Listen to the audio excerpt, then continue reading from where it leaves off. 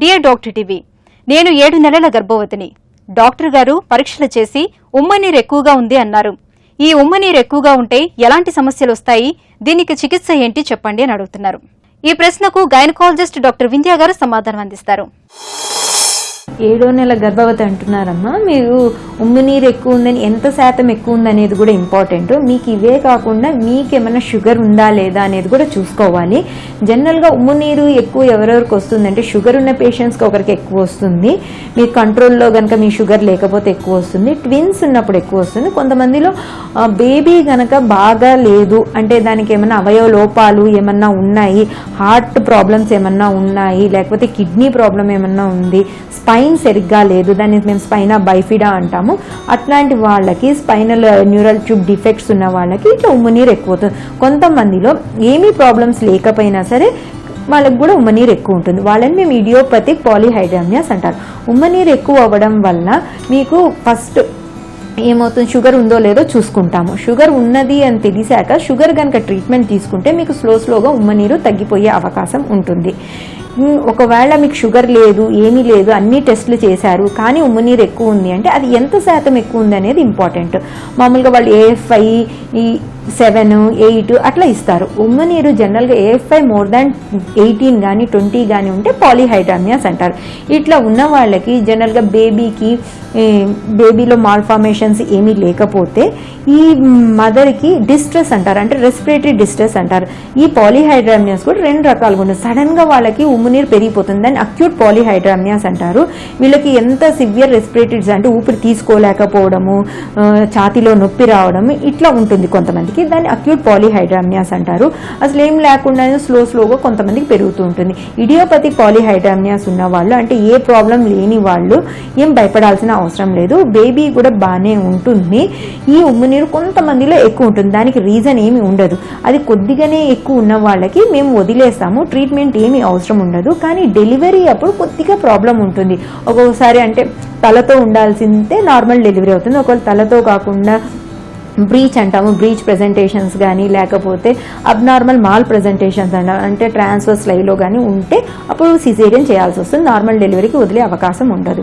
ఒక్కొక్కసారి ఈ ఉమ్మునీరు ఎక్కువ ఉండడం వల్ల లేబర్లో ఉన్నప్పుడు పేషెంట్ డెలివరీ అప్పుడు సడన్గా తలపత్రం పగిలిపోయి బొడ్డు తాడు బయటికి వచ్చే అవకాశం ఉంటుంది. అప్పుడు బేబీ ఫీటస్ డిస్ట్రెస్ అంటామన్నమాట, ఫీటల్ డిస్ట్రెస్ అంటే హార్ట్ బీట్ తగ్గుతూ పోయే అవకాశం ఉంటుంది. ఇంకొకటి డెలివరీ అయ్యాక గర్భసంచి బాగా పెద్దగా అయ్యి ఉంటుంది కాబట్టి ఉమ్మునీరు ఉండడం వల్ల సడన్గా ఆ ఉమ్మనీరు అంతా పోవడం వల్ల బ్లీడింగ్ ఎక్కువ అవుతుందని పోస్ట్ పార్టమ్ హిమరేజ్ అంటాం. ఇవి మామూలుగా ఉమ్మనీరు ఎక్కువ ఉండడం వల్ల వచ్చే కాంప్లికేషన్స్. ఒకవేళ అక్యూట్ పాలీహైడ్రామియాస్ అయితే కొద్దిగా ఉమ్మనీరు తీసి దానికి ఒకవేళ 28-30 వారాల లోపు ఉన్న వాళ్ళకి ఇండోమిథాసిన్ అనే డ్రగ్ పెట్టి స్లోగా ఆ ఉమ్మనీరు తగ్గించే అవకాశం ఉంటుంది. కానీ ఈ ఉమ్మనీరు తగ్గించడానికి వాడే మందుల వల్ల బేబీకి ప్రాబ్లం రాకుండా చూసుకోవాలి. బేబీ హార్ట్ మీద ఎఫెక్ట్ లేకుండా ఈ మందులు వాడేటప్పుడు చూసుకుంటూ ఉండాలి. ఈ 30 వారాలు దాటాక ఇండోమిథాసిన్ వాడడం అంత మంచిది కాదు, ఎందుకంటే ముందుగానే హార్ట్లో కొన్ని వాల్స్ క్లోజ్ అయిపోతాయి కాబట్టి వాటిని వాడరు. అక్యూట్ హైడ్రామియాస్ ఉన్న వాళ్ళకి జనరల్గా ఒక్కొక్కసారి 500 ml అట్లా స్లోగా తీసేసి డీకంప్రెషన్ చేస్తారు. డీకంప్రెషన్ చేయడం వల్ల మదర్ కండిషన్ ఇంప్రూవ్ అవుతుంది.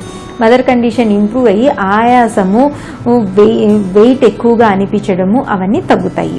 ఇంకొకటి కూడా ఉంటుంది, ఉమ్మునీరు తక్కువ ఉంటుంది. ఆ ఉమ్మునీరు తక్కువ అన్నదాన్ని ఒలిగోహైడ్రామియాస్ అంటాము. ఆ ఒలిగోహైడ్రామియాస్ని AFI <5 ఉన్న వాళ్ళని అంటాం. ఈ AFI <5 ఉన్న వాళ్ళకి ఫస్ట్ మనం ఈ ఉమ్మునీరు ఎందుకు తక్కువ ఉంది అనేది కనుక్కోవాలి. కొంతమందికి మామూలుగానే ఇడియోపతిక్ ఒలిగోహైడ్రామియాస్ ఉండొచ్చు, ఇంకొంతమందికి BP ఉండడం వల్ల ఉండొచ్చు, ఇంకొంతమందికి ఈ కిడ్నీ ప్రాబ్లం వల్ల రావచ్చు, ఇంకొంతమందికి బేబీనే ఇంట్రాయూటరైన్ గ్రోత్ రిస్ట్రిక్షన్ అంటే బేబీయే స్మాల్గా ఉండి ప్లెజెంటా స్మాల్గా ఉండి వస్తుంది. ఇట్లాంటి వాళ్ళకి ఫస్ట్ మేము కొన్ని డ్రగ్స్ మీద ట్రై చేస్తాము. ట్రై చేసినా కూడా ఒక్కొక్కసారి ఇంప్రూవ్మెంట్ ఉండదు, ఎందుకంటే ప్లెజెంటల్ పర్ఫ్యూజన్ తక్కువ ఉండడం వల్ల వాళ్ళకి ఉమ్మునీరు తక్కువ ఉంటుంది. ఒకవేళ గనక వాళ్ళకి ఏమీ లేదు, ఉట్టి ఉమ్మునీరు ఒకటే తక్కువ ఉంది అంటే మేము రెగ్యులర్గా మానిటర్ చేస్తుంటాం. బేబీ గ్రోత్కి ఏమైనా ఎఫెక్ట్ అవుతుందా, దానికి డాప్లర్ అని చేయిస్తాం. బేబీకి బ్లడ్ ఫ్లో బ్లడ్లో ఎంత లెవెల్ వరకు ఉంది, ఎంత వరకు వెళ్తుంది, మనం ఎంతవరకు ప్రెగ్నెన్సీ కంటిన్యూ చేయొచ్చు అనేది. ఒకవేళ కనుక బేబీ డాప్లర్ బ్లడ్ ఫ్లో కనుక బాగానే ఉంది అంటే ఒక 2 వారాల వరకు మనం అట్లనే బేబీని కంటిన్యూ చేయొచ్చు. ఎప్పుడు మనకైతే ఒలిగోహైడ్రామియాస్ డిటెక్ట్ అయిందో అప్పటి నుంచి 37 వారాల వరకు బేబీ బ్లడ్ ఫ్లో బాగున్నంత వరకు లాక్కు రావచ్చు. ఒకవేళ మధ్యలోనే బేబీ బ్లడ్ ఫ్లో తగ్గుతుంది అంటే ఇమీడియట్గా డెలివరీ చేయాల్సి వస్తుంది. ఈ ఒలిగోహైడ్రామియాస్ ఉండడం వల్ల ఒక్కొక్కసారి కిడ్నీ ప్రాబ్లమ్స్ ఉండే అవకాశం ఉంటుంది. కాబట్టి పోస్ట్ నేటల్గానే ఇమీడియట్గా బేబీకి స్కానింగ్ ఒకటి చేయిస్తారు. ఎందుకు ఉమ్మునీరు ఎందుకు తక్కువ ఉంది అనే దానివల్ల తెలుసుకోవడానికి చేయిస్తారు. ఈ ఉమ్మునీరు తక్కువ ఉండడం వల్ల మనకి జనరల్గా నార్మల్ డెలివరీకి ట్రై చేస్తారు, కానీ ఒక్కొక్కసారి ఈ ఉమ్మునీరు తక్కువ ఉండడం వల్ల బేబీ హార్ట్ బీట్ డెలివరీ టైంలో నొప్పులకు తట్టుకోలేక హార్ట్ బీట్ పడడం మొదలు పెడుతుంది. ఇంకొకసారి ముందుగానే మట్టు పాస్ చేసేస్తుంది. వీటి వల్ల ఫీటల్ డిస్ట్రెస్ వచ్చే అవకాశం ఉంటుంది. కాబట్టి ఉమ్మునీరు ఎంత లెవెల్ తక్కువ ఉండే దాన్ని బట్టి సివియారిటీ అంత ఇంక్రీజ్ అవుతుంటుంది. అట్లాంటి వాళ్ళలో సిజేరియన్ సెక్షన్ చేయడం మంచిది. ఒకవేళ 28 వారాల్లో ఉమ్మునీరు తక్కువ ఉంది, బాగా తక్కువ ఉంది, బ్లడ్ ఫ్లో కూడా తక్కువ ఉంది అంటే ఇమీడియట్గా సిజేరియన్ చేస్తే బేబీ బయట నీ NICU సెటప్స్ బాగున్నాయి కాబట్టి NICU సెటప్లో పెట్టుకోవచ్చు. థ్యాంక్ యూ వింధ్య గారు.